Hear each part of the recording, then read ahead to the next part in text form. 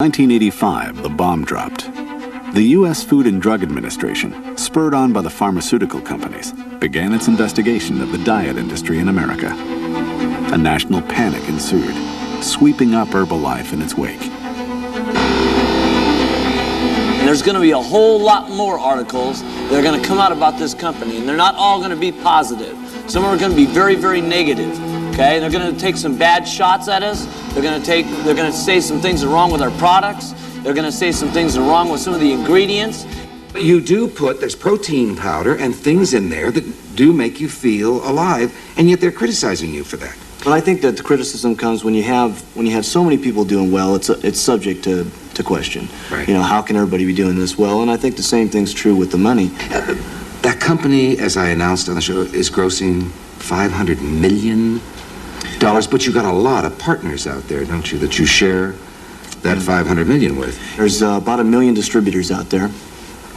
How much of that will go to them for selling the product? 66%. 66% of it goes back to the distributors, yeah. With the support of thousands of distributors who marched on the Capitol building in Washington, D.C., Mark testified before the United States Senate in a battle for his dream. During 6 days of grueling televised hearings in which Herbalife was the main focus, Mark's confidence in his products and his dream never wavered.